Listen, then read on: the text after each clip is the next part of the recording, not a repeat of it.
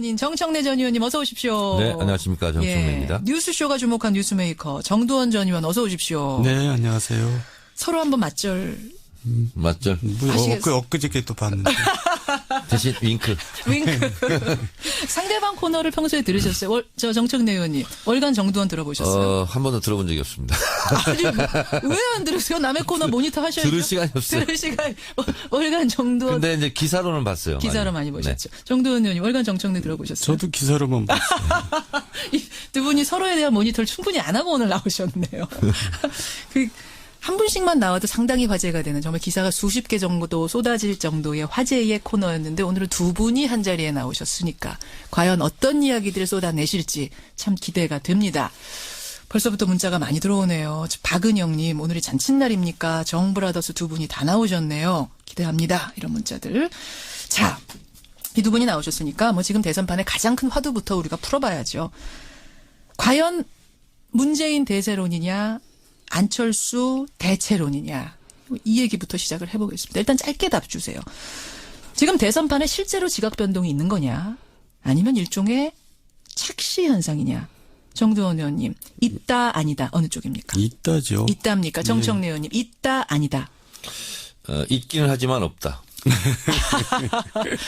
있긴 하지만에 들어가 방점이 찍히는 거예요? 없는 거에 찍히는 거예요? 뒤에 있죠. 없답니까? 네, 없답니다. 있다 없다로 갈렸네요. 아니 정두원 의원님. 네. 전 지금 사실은 있다 하셔서 깜짝 놀랐어요. 왜냐하면 지난 월간 정두원에서는 이번 대선 이미 끝났다. 대이변 없는 한 문재인이다. 그 재미없는 대선이다. 이렇게 말씀하셨잖아요. 이거 뉴스로도 많이 나갔는데. 근데 상황이 변했다고 보세요? 제가 너무 성급했다는 생각이 듭니다. 아 이렇게 인정하고 가시면 어떡해요? 아, 잘못은 인정해야죠. 잘못 인정. 네. 왜 성급하셨고 왜 뭐가 달라진 겁니까? 아니 지금 맹렬한 기세로 이제 추격을 하다가 거의 양강구도로 굳어지는 것 같아요. 그래서 안철수. 문재인 대세로는 사실 이제 끝난 것 같다. 지금 앞으로 한 달 남았는데 예. 이 추세가 계속 가면은 정말 뒤집힐 수도 있는 상황이 오겠죠. 그러니까 아슬아슬합니다. 문재인 대세로는 적어도 끝났다. 네. 누가 될지는 모르지만 아슬아슬한 지경까지 갔다. 정청래 의원님 어떻게 보십니까?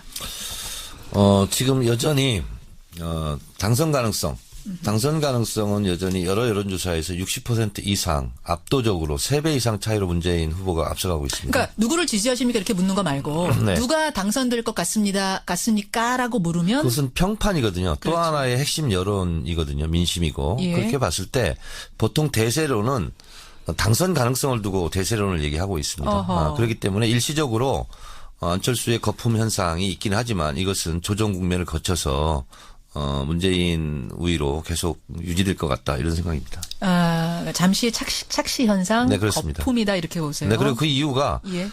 양자 대결이라는 것이 불가능하지 않습니까? 불가능한 걸 가지고 여론조사 한 걸 가지고 그걸 가지고 다시 안철수 띄우기에 여념이 예. 없는 많은 언론들의 그런 것을 봤을 때 착시 현상으로 지금 형성되어 있다. 양자 대결은 불가능한 판이라고 네, 보세요? 불가능하죠. 불가능합니다. 아니 근데 국민의당에서 얘기하는 건 인위적으로 양자를 만들겠다는 게 아니라 단일화하겠다는 게 아니라 국민들이 알아서 안철수 쪽으로 표를 몰아줄 것이다. 인위적으로 여론조사를 양자만 놓고 했는데 예. 문제는 뭐냐면 양자 대결을 한다면 유승민, 홍준표, 심상정이 사퇴한다는 걸 전제하지 않습니까? 그 전제한다는 여론조사 설문 조항을 설계를 그렇게 한 거죠. 그래서 대체적으로 여론조사 전문가들 업계에서는 예. 그 설문조사는 잘못된 거다. 그래서 저는 심지어 당에게 예. 그렇게 가상 대결을 하는 것 자체가 허위 사실 유포일 가능성이 있다. 그렇기 때문에 중앙선관위에 유권 해석을 의뢰해야 된다라고 저는 요구하고 그 정도까지 있습니다. 얘기하셨어요. 양자 대결은 어차피 불가능한 판이다. 따라서 거품 현상이다. 정두원 전 의원님 어떻게 보십니까? 양자 대결이 이제 현실을 반영하는 건 아닌 건 분명하지만은 예. 지난번 선거 때 노무현이란다. 문재인 후보는 양자 대결에 대해서 그렇게 잘못됐다고 그런 적이 없어요. 그러니까 본인이 이기는 걸로 나왔을 때도 그때는 왜 아무런 얘기 안 하다가. 그때도 이런 조사를 했었는데 왜 네. 그때는 아무 말도 안 했느냐. 그러니까 지금 이상하게 입장이 이렇게 아니, 그 바뀌었어요. 초조해서 그런 거 아니에요, 혹시 정청래 의원님? 아니 문재인 후보의 입장이 아니라 제 입장입니다. 그래서 입장이 문재인 후보가 바뀐 건 없어요. 문재인 아니 후보 문재인 후보도 마찬가지로 얘기하던데. 그러니까 정청래 의원이 일단 좀 약간 초조하세요. 지금 그런 거 상황이 없고요. 민주당에선. 그러니까 설계가 잘못됐다니까 설계 여론조사. 잘못됐다. 예, 그건 다 지적하고 있지 않습니까? 정도원 의원님 말 이어가셔도 좋습니다. 그래서 예. 네. 양자 대결이라는 거는 현실적으로 뭐 좀 어렵더라도 아니, 그 국민들이 이제 참고하라고 그렇게 해보는 거거든요. 그건 참고하라는 건데 그걸 갖고 잘못됐다고 얘기할 필요가 없어요. 본인이 그 당시에는 또 잘못됐다는 얘기 안 하다가 이제 와서 잘못됐다. 아니 참고서를 잘못 만들면 시험 보는데 지장이 많이 있습니다. 참고하라고 만들었는데 잘못 만든 거다. 참고서도 교과서도 그럼 맞게 지난번에는 만들어야죠. 왜 지적 안 하셨냐? 잘못된 지난번에 참고서. 그런 적이 있었습니까? 설계를 잘못한 경우는 없었죠. 아니 지난번에도 양자 대결 했었는데 문재인 후보가 높게 나온 적이 있었어요. 그때는 이거 봐라 이제 그렇게 했었거든요. 제가 지금 지난번 참고서를 가지고 있지 않아서 네. 일단 요건 요 정도로 하고 정도원 전 의원님 그래서 양자 대결로 가면은 뭐 어쨌든 이길 수 있다라고 보시는 거예요? 왜 이길 수 있다고 보시는 거예요? 그러니까 현 상태에서는 이제 내일 선거한다면 문재인 후보가 이기죠. 예. 근데 지금 추세가 점점 좁혀지는 추세가 문제입니다. 그러니까 막 며칠 사이에 10% 넘게 벌어져 있던 것이 이제 오차범위 내로 좁혀지고 있거든요. 예. 그러니까 이 추세가 이제 무섭다는 거고. 왜 이런 추세가 생겼다고 보여요? 갑자기 왜 이러는 이제 겁니까? 보수층들이 결국 이제 홍준표나 유승민 갖고 안 되니까 그러면 누가 덜 싫은 사람이 누구냐. 그러니까 싫은 사람보다 덜 싫은 사람을 이제 선택하는 거죠. 보수가. 예, 보수가 이제 캐스팅 보터 역할을 지금 하고 있게 돼버렸어요. 그러니까 보수는 나 문재인 후보 싫어. 근데 홍준표 후보 있잖아요. 홍준표 후보도 싫어? 아니 어차피 이제 대통령이 되지 않을 건 분명하잖아요. 분명하니까. 예, 그러니까 이제 자기 표가 사표가 되기를 원하지 않거든요. 그리고 또 누가 되는 게 이제 자기 싫다 그럴 경우에는 예.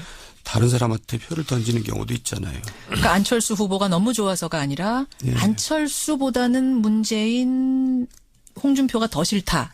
이런 표들이 지금 안철수 후보를 찍고 있다. 차악을 선택하는 거죠, 그러니까. 그렇게 분석을 하시는 최악이 거예요. 아니라. 예. 그러면 정두원 전 의원이 보시기에는 만약 더불어민주당의 후보가 본선 후보가 안희정 지사가 됐다면 상황이 좀 달라졌다고 보세요. 지금 판도가? 그렇죠. 그러니까 보수층이 역시 그 안희정 후보한테 이제 지지를 보낸 거 아닙니까? 예. 그러니까 그러니까 이제 제가 옛날에 얘기했잖아요.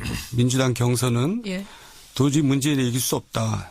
세종대왕 정도 오면 몰라도. 이순신 장군도 예. 어렵다 그러셨잖아요. 그게 이제 민주당 경선 내부 구조고요. 예. 이제 선거 구도는 또 다른 거죠.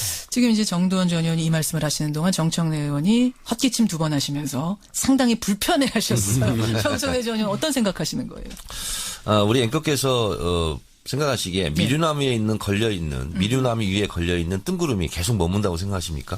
뜬구름이라는 거는 계속 걸려있지 않죠. 흐르죠. 그렇습니다. 구름인데 예. 떠 맥주를 있는데. 따더라도 거품이 있으면 그 거품은 가라앉게 돼 있죠. 예. 지금 당선 가능성에서도 항상 지금까지 60% 이상으로 안철수 후보와는 3배 차이가 있고요. 적극 투표층 여기는 대체적인 여론조사가 20% 이상 차이가 있습니다. 예. 이런 상태는 계속 유지되고 있고요.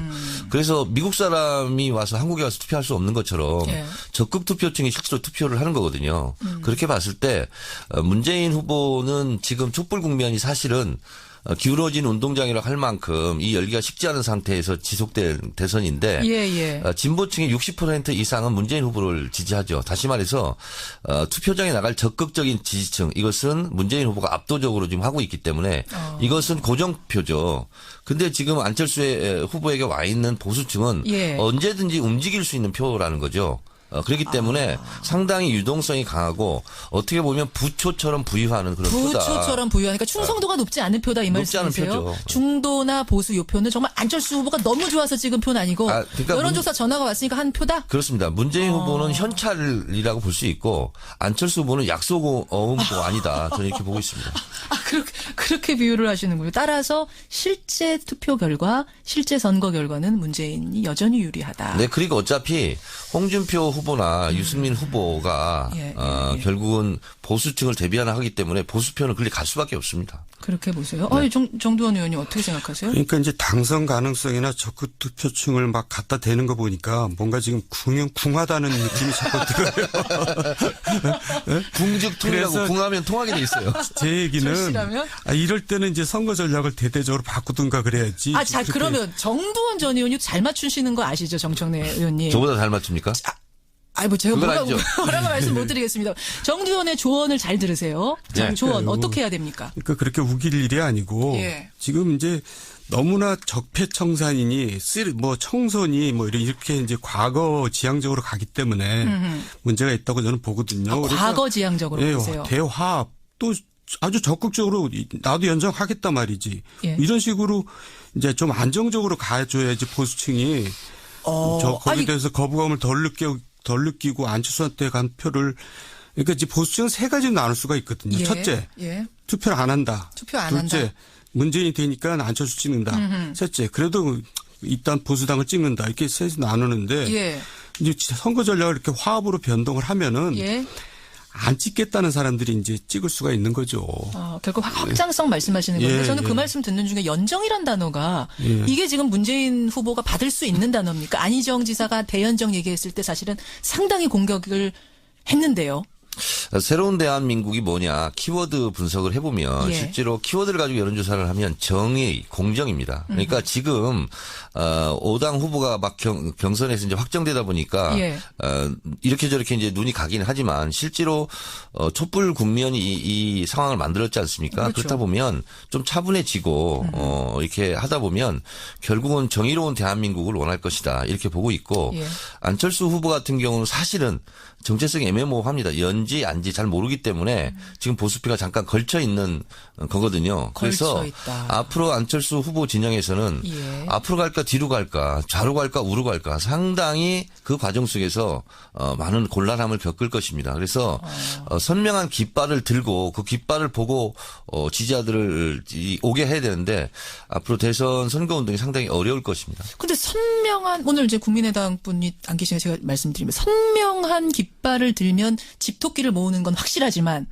선명한 깃발이라는 것은 이 박근혜 대통령 탄핵으로 이끌었던 촛불 민심 그것을 얘기하는 겁니다. 벌써 안철수 후보 진영 같은 경우는 사드 문제를 가지고 오락가락 지금 좌충우돌 행보를 하지 않습니까?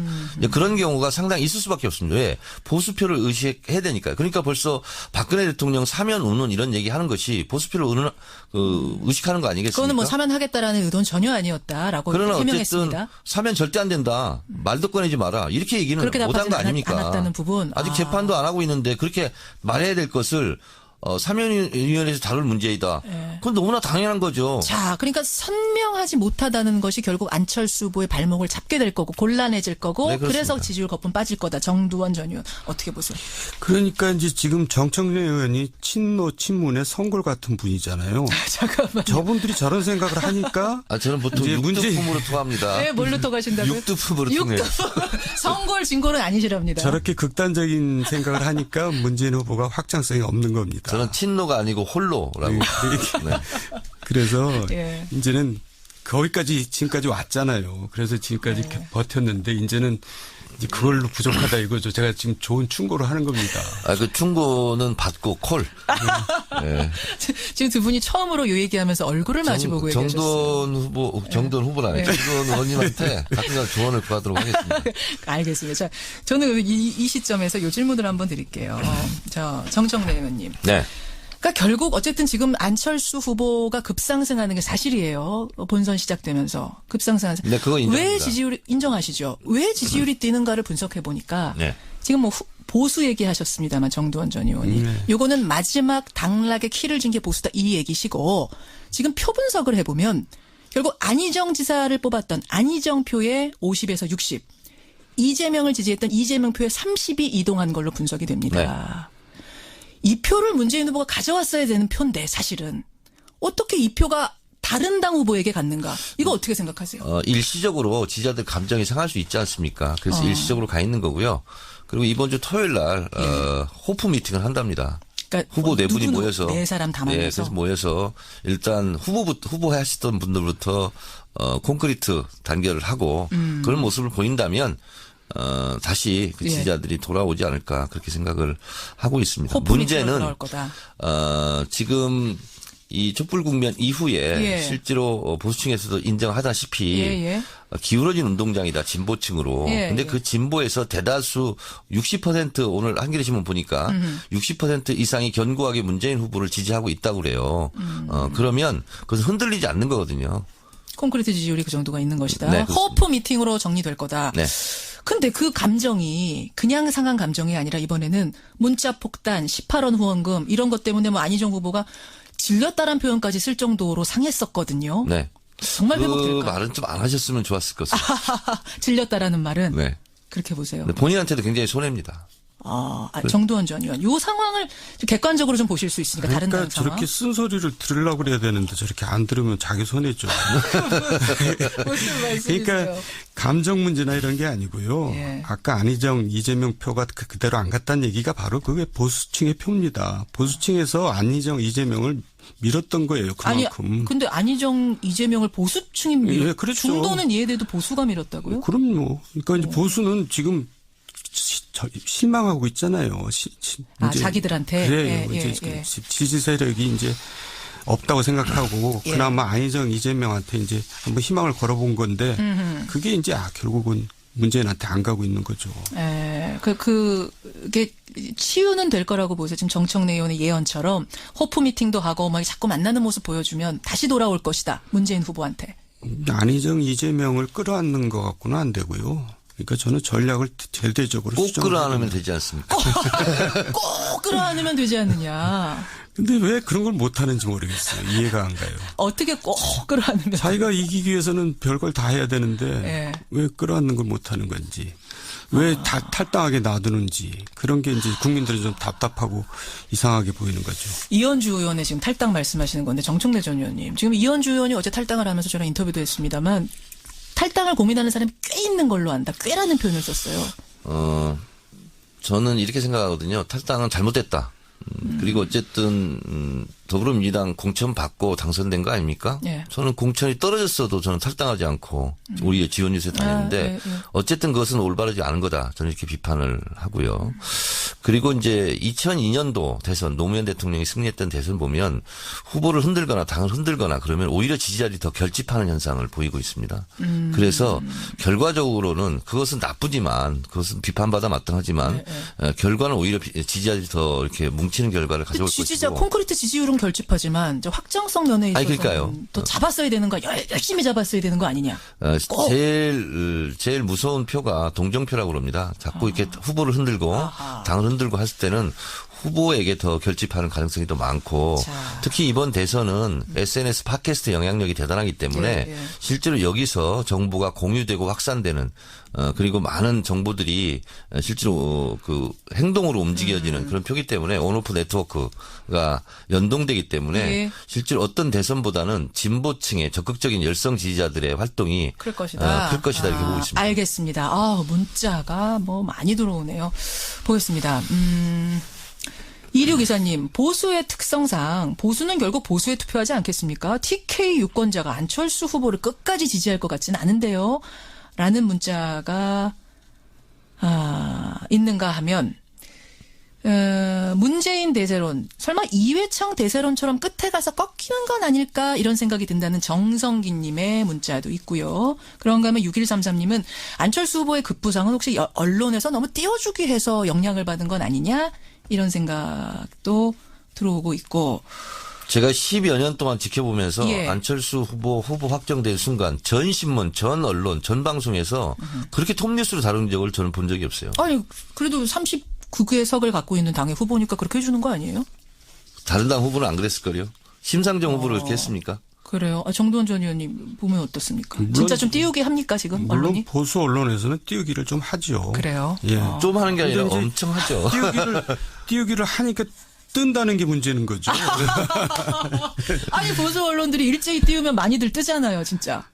그리고 보수가 이제 왜 보수를 왜 안 찍냐 누가 어떤 청취자께서 그러셨는데 저부터 자유한국당 안 찍습니다.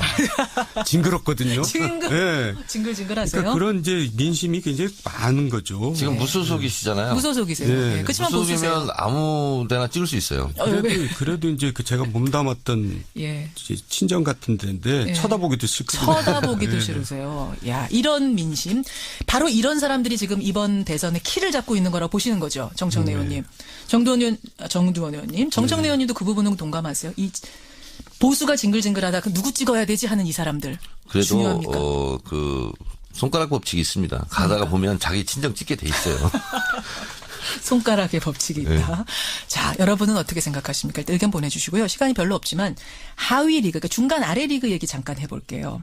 10% 이하 지지도를 보이는 그룹 홍준표, 유승민, 심상정 그리고 문재인. 문재인. 아, 죄송합니다. 김종인. 문재인을 말한 게 문제네.